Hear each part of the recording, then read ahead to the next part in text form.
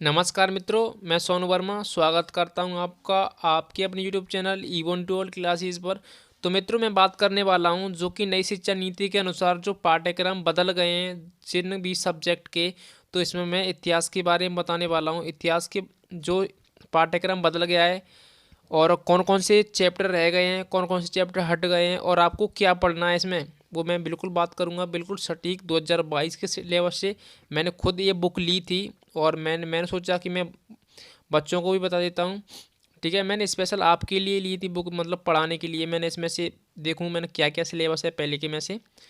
तो दोस्तों, मैं एक और बात बताऊं कि जो नया शिक्षा नीति के अनुसार जो पाठ्यक्रम बदल गया है, तो इसमें एक ही पेपर कर दिया है। ठीक है, आप अब की बार आपका एक ही पेपर होगा। तो दोस्तों चलिए मैं स्टार्ट करता हूं। इससे पहले अगर आपने हमारा यूट्यूब चैनल सब्सक्राइब नहीं किया है तो यूट्यूब चैनल सब्सक्राइब कर ले, बगल में घंटी वाले बटन को भी दबा दें। चलिए, अगर वीडियो पसंद आए तो लाइक करना।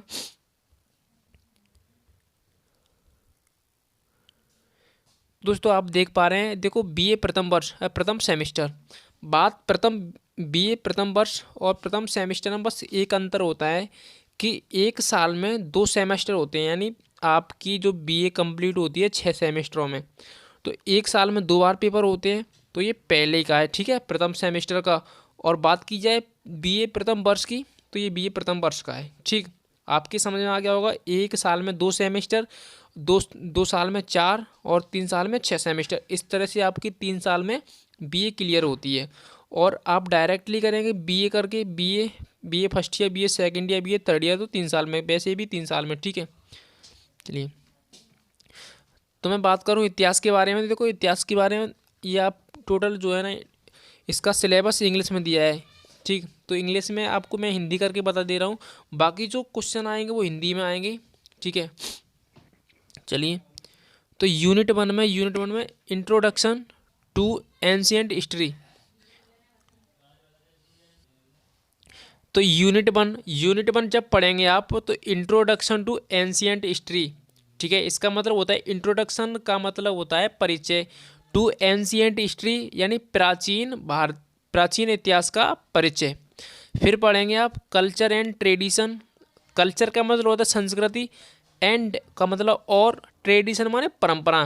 कल्चर और परंपरा पढ़ेंगे। Source ancient and yearly medieval India. आप इसमें मध्यकालीन भारत का इतिहास पढ़ेंगे और जो एंशियंट इतिहास है यानी प्राचीन इतिहास है, उसकी स्रोत पढ़ेंगे। ठीक, यानी उसकी उत्पत्ति किस तरह से हुई है। आगे आप पढ़ेंगे शॉर्ट हिस्ट्री यानी ऑफ प्रे हिस्टोरिकल एज, यानी प्रागैतिहासिक काल वगैरह जो पत्थर एज कहलाती थे वो पढ़ेंगे आप। यूनिट 3 में आप पढ़ेंगे इंडस वैली सिविलाइजेशन यानी सिंधु सभ्यता के बारे में। फिर आप पढ़ेंगे वैदिक एंड लेटर वैदिक पीरियड, यानी जो वैदिक काल था ना उसके बारे में पढ़ेंगे आप। वेद की रचना किस तरह से हुई है, ये सब चीज़ जानेंगे आप इसमें। और वेद किन लोगों ने लिखे हैं, कौन कौन से वेद होते हैं, ये सब आप पढ़ने वाले हैं इसमें। चलिए आगे यूनिट 3 में आप पढ़ेंगे राइज ऑफ मगध एम्पायर, यानी मगध एम्पायर का उदय, एंड मौर्य डायनेस्टी, और जो मौर्य साम्राज्य का उदय। ठीक है, जो मगध साम्राज्य है और मौर्य साम्राज्य का उदय किस तरह से हुआ है। Chandragupta Maurya, Bindusara and Ashoka the great. Bindusara के बारे में और अशोक महान के बारे में पढ़ेंगे आप। कौटिल्य एंड हिज अर्थशास्त्र। कौटिल्य जो पंडित थे और उसके अर्थशास्त्र के बारे में पढ़ने वाले हैं इसमें। ठीक है, आपको इन सब टॉपिक से क्वेश्चन आएंगे। मैं उन क्वेश्चन की भी बात करूंगा कि क्वेश्चन कैसे कैसे आएंगे, कितने क्वेश्चन हैं और कौन कौन से क्वेश्चन हम हल करने वाले हैं। ठीक है, इसमें कहने का मतलब ये है कि मैं एक भी क्वेश्चन नहीं छोड़ने वाला हूँ। लगभग 60 क्वेश्चन है, 60 क्वेश्चन में से आपका पेपर पूरा बच जाएगा। तो आगे चौथी यूनिट में पढ़ेंगे आप गुप्त डेस्टिनी, चंद्रगुप्त, समुद्रगुप्त। ठीक है, Chandragupta, Vikramaditya, golden era of ancient India. चलिए, जैसे प्राचीन भारत का स्वर्ण युग पढ़ेंगे ना इसमें। Golden era of ancient history का मतलब है प्राचीन भारत का, प्राचीन स्वर्ण भारत का इतिहास। आगे यूनिट 4 में पढ़ेंगे age of Harshavardhana and rise of Rajput states. Pratihara, Chalukya, परमारेंट, चौहान। यानी एज ऑफ हर्षवर्धन, हर्षवर्धन का जो है ना, हर्षवर्धन जो राजा हुआ करते थे उनके बारे में पढ़ेंगे। And rise of Rajput state, और जो राजपूत राजाओं के जो राज्य थे उनके बारे में, जैसे उनका राजपूत राजाओं का राज्य का उदय हुआ था उनके बारे में पढ़ेंगे। अब आगे है प्रत्यार, चालुक्य और परमारेंट, चौहान। ठीक है, इनके बारे में जो चौहान वंश था, प्रत्यार वंश था और जो पृथ्वीराज चौहान के जो जितने भी वंश थे उनके बारे में आप पढ़ने वाले हैं। आगे यूनिट 6 में राइज ऑफ फ्रॉडुलिज्म इन इंडिया। ठीक है, फ्रॉडुलिज्म ऑफ इंडिया हम पढ़ने वाले हैं। आप जैसे आंदोलन हुए थे ना, तो वो ठीक। आगे यूनिट 7 में पढ़ेंगे आप हिंदुइज्म कस्टम्स, जो हिंदू लोग हैं ना, कस्टम्स, उनकी रिचुअल्स, रीति रिवाज, बिलीफ, उनको जो बिलीफ ऑफ हिंदूस, जो हिंदू लोग होते हैं ना, जो मानते हैं गॉड को, मतलब अलग अलग भिन्न तरह से। जैन्स, जो जैन लोग थे ना, महावीर स्वामी वगैरह। एंड बुद्धिस्ट, जो बौद्ध लोग थे, जो बौद्ध धर्म और इसमें जैन धर्म वगैरह वगैरह आप पढ़ने वाले हैं। आगे यूनिट 8 में पढ़ेंगे एडवेंट ऑफ इस्लाम। एडवेंट मतलब इस्लाम का उदय पढ़ेंगे। इन्वेंशन ऑफ महमूद गजनबी, जो महमूद गजनबी भारत आया था उसके बारे में पढ़ेंगे आप। एंड मोहम्मद गोरी, और मोहम्मद गोरी के बारे में पढ़ेंगे। बस इतना ही पढ़ना है। बाकी बाद BA, जब हम BA सेकेंड ईयर करेंगे तब इसके बाद आएगी मेडिवल हिस्ट्री से आगे स्टार्ट होंगे। ठीक है, आंदोलन वगैरह इसमें भी पढ़ेंगे पर थोड़े बहुत, लेकिन उसमें ज़्यादा पढ़ेंगे। चलिए, तो विश्वविद्यालय की वर्ष 2022 की विशेष सेमेस्टर परीक्षाओं की अवधि, यानी विश्वविद्यालय की वर्ष 2022 की विशेष सेमेस्टर परीक्षाओं की अवधि 3 घंटे की होगी, जिसमें परीक्षार्थियों को 10 दीर्घ उत्तरी प्रश्न में से 5 प्रश्नों के उत्तर देने हैं। नोट क्वेश्चन बुक में दिए गए लघुत्तरीय एवं इन्हें छोड़ो। ठीक है, जैसा ना इसमें बताया जा रहा है 10/12/2021 की सूचना पर आधारित है। मतलब ये 10 तारीख अभी ज़्यादा नहीं है, बस ये 12 महीने से लिया गया है। जो जैसे कि विश्वविद्यालय ने नोटिस किया था सभी विश्वविद्यालयों को आप ये सिलेबस अपनाएं। चलिए, तो देखो हम पढ़ने वाले हैं प्रश्न सूची। प्रश्न सूची तो इसमें पढ़ने वाले हैं दीर्घ उत्तरी प्रश्न। आप पढ़ेंगे भौगोलिक दृष्टि से भारत को कितने भागों में बांटा गया है, वर्णन कीजिए। जैसे कि आप समझ रहे होंगे, जैसा कि आप सोच रहे होंगे कि ये सब तो भूगोल में होता है, जैसे भूगोल में बांटते हैं अपने, तो जैसा कि ये भूगोल नहीं है, आप इतिहास के बारे में पढ़ेंगे। लेकिन जो हमारे इतिहासकार रहे हैं ना पुराने लोग, उन्होंने बांट दिया है हमारे भारत को, क्योंकि हमारा भारत पहले हुआ क्या करता था कि बटा नहीं था। पहले बटा नहीं था तो हमारा भारत क्या था, बहुत बड़ा था, इसीलिए इनको कई तरह से भागों में बांट दिया गया है। ठीक है, वो हम पढ़ेंगे किस तरह से, आप क्वेश्चन करेंगे कितने भागों में बांटा गया है, कौन कौन से वो हैं भाग हैं। ठीक है, आगे हम पढ़ेंगे प्राकृतिक बनावट के आधार पर भारत को कितने भागों में बांटा जा सकता है, स्पष्ट कीजिए। आगे क्वेश्चन 2 में पढ़ेंगे प्रागैतिहासिक काल, प्रागैतिहासिक कालीन भारत में कौल सभ्यता एवं संस्कृति के विषय में आप क्या समझते हैं, उल्लेख कीजिए। इनके बारे में पढ़ेंगे। आगे क्वेश्चन 3 में पढ़ेंगे भारत में अनेकता में एकता पाई जाती है, क्या आप इस कथन से सहमत हैं? अनेकता में एकता पाई जाती है, क्या आप इस कथन से संतुष्ट हैं या स्पष्ट कीजिए। ठीक है, क्वेश्चन 4 में पढ़ेंगे प्राचीन भारत के इतिहास की जानकारी के साहित्यिक स्रोतों का विवेचना, साहित्यिक स्रोतों का विवेचन कीजिए। ठीक है, आगे पढ़ेंगे प्राचीन भारतीय इतिहास की जानकारी के स्रोतों का संक्षिप्त विवेचन कीजिए। फिर आगे पढ़ने वाले हैं प्राचीन भारतीय इतिहास जानने के लिए मुख्य स्रोतों का वर्णन कीजिए। फिर आगे पढ़ेंगे भारत में पाषाण कालीन सभ्यता को विभक्त करते हुए पुरापाषाण काल का वर्णन कीजिए। आप टेंशन मत लो, मैं बिल्कुल कराने वाला हूँ सब कुछ, आप बस सिलेबस देख लो। पुरापाषाण काल, पूर्व पाषाण काल, जो पुरापाषाण काल है उसे पूर्व पाषाण कालीन कहते हैं। ठीक है, तो काल के मानव की विशेषताओं का वर्णन करना है आपको। पूर्व पाषाण काल एवं नव पाषाण काल की संस्कृतियाँ एवं विभिन्नताओं का उल्लेख करना है आपको, जिसे पढ़ना है, आपको याद करना है। बिल्कुल याद करने की तो बात ही मत छोड़ो, मैं बिल्कुल रटा दूंगा आपको। मध्य पाषाण काल के मानव जीवन की विशेषताओं का वर्णन कीजिए। आगे कलेड़ की राज तरंगिणी से संबंधित संबंध बताइए। जो कलेड़ की राज तरंगिणी थी, इसने अपने भारत बर्दर सॉरी जो कलेड़ की राज तरंगिणी थी ना, तो इसमें जैसे अपने भारत का वर्णन किया गया है किस तरह से, तो इसके बारे में हम बिल्कुल जानने वाले हैं डिटेल में। आगे पढ़ेंगे कलेड़ को लेखन शैली और विशेषताओं का वर्णन कीजिए। जो कलेड़ की लेखन शैली व विशेषताओं का वर्णन। फिर भारतीय इतिहास लेखन में सर जे.एन. सरकार के विचारों एवं कृतियों व योगदान का वर्णन। फिर अब आई यूनिट 2। अब यूनिट 2 में सिंधु घाटी सभ्यता पर निबंध लिखिए। मतलब निबंध क्या, मतलब आपको ये लिखना है कि सिंधु घाटी सभ्यता किस तरह से वो हुई, ठीक है। मतलब सिंधु घाटी सभ्यता किस तरह से, मतलब उसके बारे में किस तरह से उसका उदय हुआ, किस तरह से वो वहाँ पे अब नहीं, मतलब वहाँ पे किस तरह से वो नष्ट हुई थी, ये सब पढ़ेंगे आप। आगे हड़प्पा सभ्यता की विशेषताओं का वर्णन कीजिए। हड़प्पा सभ्यता की विशेषताओं का वर्णन कीजिए। फिर सिंधु घाटी की सभ्यता में नगर नियोजन, सामाजिक जीवन व आर्थिक जीवन का वर्णन कीजिए। जैसे कि सिंधु घाटी सभ्यता थी तो वहाँ पर लोग रहा करते थे, ठीक है, तो उनके बारे में आपको बताना है, उनका नगर जीवन, उनका सामाजिक जीवन किस तरह से रहा था, तो हम उनके बारे में बात करेंगे।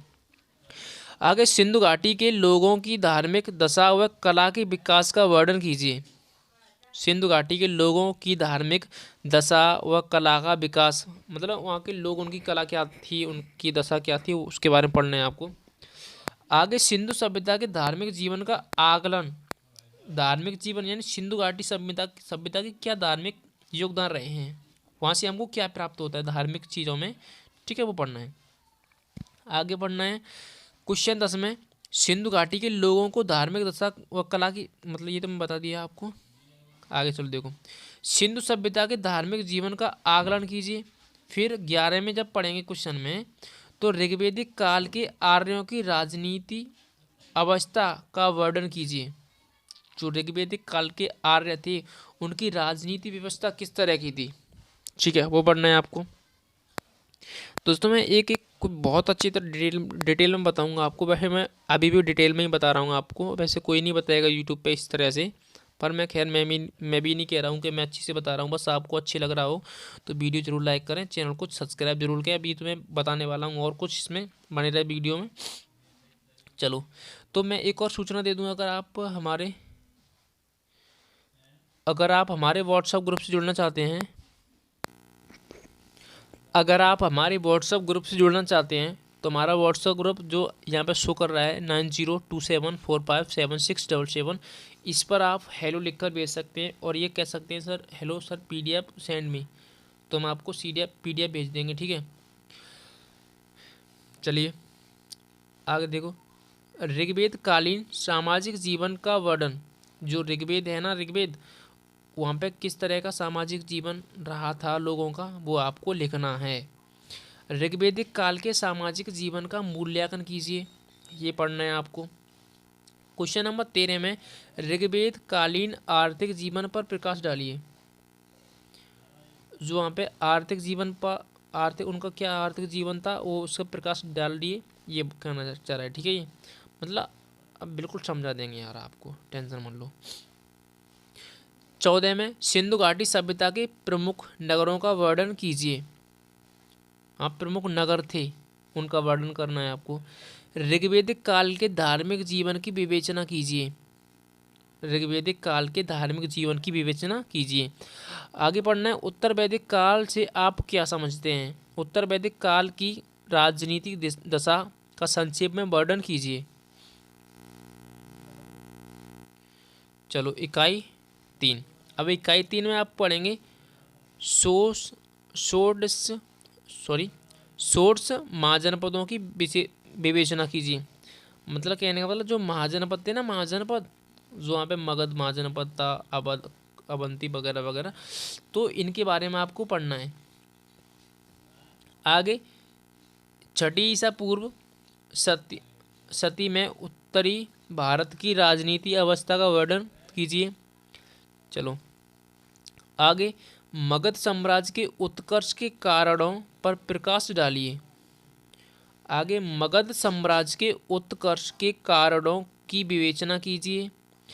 19 में मगध साम्राज्य के उत्कर्ष में बिंबिसार की भूमिका का वर्णन कीजिए। आगे पढ़ना है आपको बिंबिसार के जीवन एवं सैन्य उपलब्धियों पर प्रकाश डालिए, इनको संक्षिप्त में लिखिए। ठीक है, बिंबिसार के जीवन एवं उनकी सैन्य उपलब्धियों के बारे में, ठीक, संक्षिप्त में लिखना है आपको। आगे भारत पर सिकंदर के आक्रमण के प्रभाव का वर्णन कीजिए। जो भारत पर जो सिकंदर ने आक्रमण किया था उसके बारे में आपको लिखना है। चंद्रगुप्त मौर्य कौन था? चंद्रगुप्त मौर्य कौन था? चंद्रगुप्त मौर्य की उपलब्धियां पर चर्चा कीजिए, तो ये आपको लिखना है। मौर्य प्रशासन पर प्रकाश डालिए, जो मौर्य प्रशासन था उस पर प्रकाश डालिए।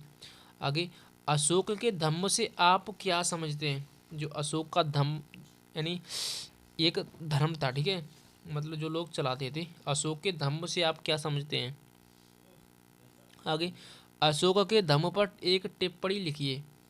आगे अशोक के धर्म के विषय में आप क्या समझते हैं? ये अशोक की धर्म की विशेषताओं का वर्णन कीजिए। अशोक द्वारा उसके अभिलेखों में वर्णित धर्म का स्वरूप बताइए।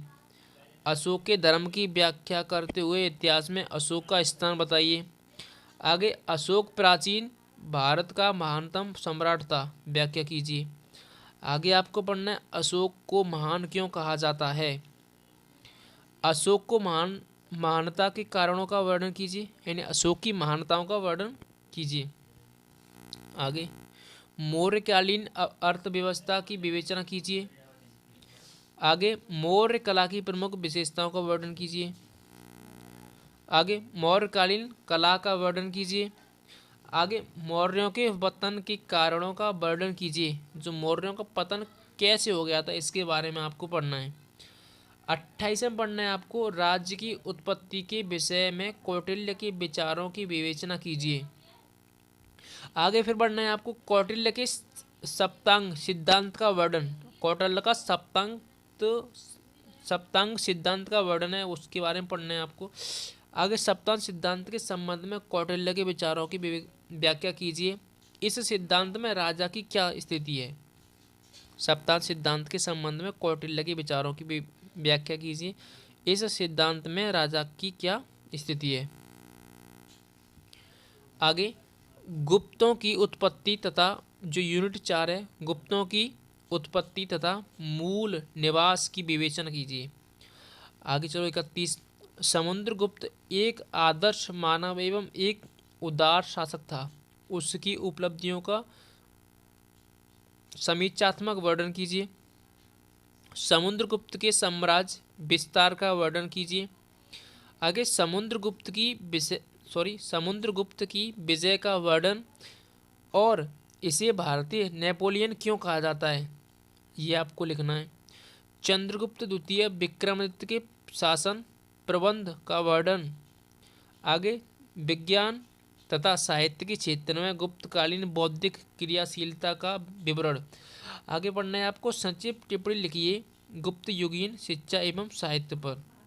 आगे गुप्त काल में वास्तुकला, स्थापत्य कला और चित्रकला के विकास का वर्णन कीजिए। आगे आपको पढ़ना है गुप्तकालीन मूर्तिकला तथा चित्रकला की प्रमुख विशेषताओं का विवरण लिखिए और उत्तर को स्पष्ट करने के लिए उदाहरण प्रस्तुत कीजिए। आगे गुप्त काल में वास्तुकला के विकास का उदाहरण सहित संक्षिप्त विवरण दीजिए। आगे गुप्त काल में स्थापत्य, मूर्ति तथा चित्रकला का अपूर्व विकास हुआ, इस कथन पर प्रकाश डालिए। इसके बाद आपको पढ़ना है गुप्त काल की कला एवं स्थापत्य कला पर लेख लिखो। आगे 36वां क्वेश्चन गुप्त युग भारतीय संस्कृति का स्वर्ण युग था, सिद्ध कीजिए। गुप्त युग भारतीय संस्कृति का स्वर्ण युग था, सिद्ध कीजिए। आगे आपको पढ़ना है गुप्त काल को स्वर्ण युग क्यों कहा जाता है, ठीक है। यानी गुप्त काल को स्वर्ण युग क्यों कहा जाता है, तो आप इसके बारे में आपको मतलब ये बिल्कुल क्वेश्चन मैं कराने वाला हूँ, एक क्वेश्चन डिटेल में कराऊंगा आपको। प्राचीन काल में भारत के दक्षिणी पूर्वी देशों के साथ व्यापारिक एवं सांस्कृतिक संबंधों पर प्रकाश डालिए, ये करना है आपको। अब यूनिट 5 में आपको हर्ष के कृतित्व पर एक निबंध लिखिए। जो हर्षवर्धन था ना, उनके बारे में आपको पूछा जा रहा है। हर्षवर्धन के विजयों की चर्चा कीजिए। हर्ष की उपलब्धियों की विवेचना कीजिए। आगे पुलकेशिन द्वितीय तथा हर्ष के बीच संघर्ष का वर्णन। आगे 39 में हर्ष के चरित्र का मूल्यांकन कीजिए। आगे फिर पढ़ना है हर्ष द्वारा आयोजित प्रयाग धर्म सम्मेलन। आगे आपको पढ़ना है चालुक्य नरेश पुलकेशिन द्वितीय के जीवन परिचय तथा उपलब्धियों का वर्णन कीजिए। आगे पढ़ना है आपको चालुक्य कला का वर्णन कीजिए। चालुक्य कला का वर्णन कीजिए। फिर पढ़ना है चालुक्य कालीन कला और स्थापत्य के विषय में आप क्या समझते हैं। चालुक्यों के काल में कला के क्षेत्र में प्रगति हुई, स्पष्ट कीजिए। राजपूतों की उत्पत्ति के विषय में प्रचलित सिद्धांत का वर्णन कीजिए। इन सिद्धांतों में आप किसे ठीक मानते हैं। आगे राजपूतों की उत्पत्ति के विषय में आप क्या समझते हैं। आगे पढ़ना है आपको राजपूत कालीन सामाजिक स्थिति का वर्णन कीजिए। आगे राजपूत काल में स्त्री दशा, मतलब राजपूत काल में स्त्री दशा क्या रही थी, उसके बारे में पढ़ना है आपको। आगे प्रश्न नंबर 44। तो प्रश्न नंबर 44 में आप पढ़ेंगे हर्ष के समय के समाज, यानी हर्ष के समय के समाज तथा संस्कृति पर प्रकाश डालिए। फिर आप पढ़ेंगे चौहान वंश के उदय व पृथ्वीराज चौहान की उपलब्धियों का संक्षिप्त विवरण। आगे आप पढ़ेंगे यूनिट 6 में। जब यूनिट 6 आएगी तो भारत में साम्यवाद पर एक निबंध लिखिए। प्राचीन काल में भूमि अनुदान व्यवस्था से आप क्या समझते हैं। आगे जब 47 में क्वेश्चन में आप पढ़ेंगे प्राचीन काल में भू संपत्ति और उसके स्वामित्व में आए परिवर्तन पर प्रकाश डालिए। यूनिट 7 में बौद्ध धर्म की शिक्षाएं एवं संगीतियाएं तथा संक्षिप्त विवरण, यानी उनकी संगीत जितनी थी, उनका साहित्यिक शिक्षाएं थी, उनके बारे में पढ़ना है आपको। फिर बौद्ध धर्म की शिक्षाओं का वर्णन करते हुए उसका स्वरूप लिखिए। आगे पढ़ना है आपको बौद्ध धर्म की उत्पत्ति के बारे में लिखिए। बौद्ध धर्म की उत्पत्ति के बारे में लिखिए। फिर 49वां क्वेश्चन आएगा तो आर्यों के धार्मिक जीवन का वर्णन। आगे ऋग्वैदिक कालीन धार्मिक जीवन पर एक संक्षिप्त निबंध लिखिए। 50वां क्वेश्चन में आपको प्राचीन भारत में वैष्णव धर्म भागवत धर्म के उत्थान का निरूपण कीजिए। 51वां क्वेश्चन उत्तर वैदिक कालीन धार्मिक दशा का वर्णन कीजिए। उत्तर वैदिक काल के आर्यों के धार्मिक जीवन में कौन से परिवर्तन आए, संक्षेप में लिखिए। आगे शैव मत की उत्पत्ति व उद्भव पर प्रकाश डालिए। जो शैव धर्म था उसके बारे में पढ़ना है आपको। वर्ण एवं जाति व्यवस्था की उत्पत्ति का वर्णन कीजिए तथा इन दोनों के गुण व दोषों का वर्णन करते हुए दोनों के मध्य अंतर स्पष्ट कीजिए। फिर आपको 54वां क्वेश्चन है प्राचीन भारत की सामाजिक संरचना पर प्रकाश डालिए तथा तत्कालीन समाज में प्रचलित विवाहों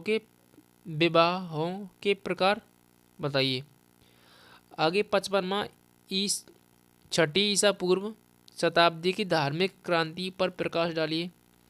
56वां महावीर स्वामी के जीवन का संक्षेप में विवरण तथा उनके प्रमुख उपदेशों का उल्लेख कीजिए। आगे जैन धर्म की शिक्षाओं का उल्लेख। फिर आपको पढ़ना है महावीर के सिद्धांत के बारे में वर्णन कीजिए। फिर 57वां क्वेश्चन है महात्मा बुद्ध के सिद्धांतों का वर्णन कीजिए। ठीक है, तो दोस्तों आपको बिल्कुल वीडियो अच्छी से मैं बता दे रहा हूँ वीडियो में, और समझ में भी आ रही होगी। सिलेबस है ये पूरा आपका। यूनिट 8 तो अरबों द्वारा सिंध पर आक्रमण के कारण बताते हुए इनकी सफलता के कारणों का वर्णन कीजिए। सिंध पर अरब आक्रमण का वर्णन कीजिए। राजपूतों के विरुद्ध तुर्कों की सफलता के क्या कारण थे? राजपूतों के विरुद्ध तुर्कों की सफलता के क्या कारण थे? आगे राजपूत के विरुद्ध तुर्कों की सफलता के कारणों का परीक्षण कीजिए। महमूद गजनबी के भारत पर किए गए आक्रमण का वर्णन।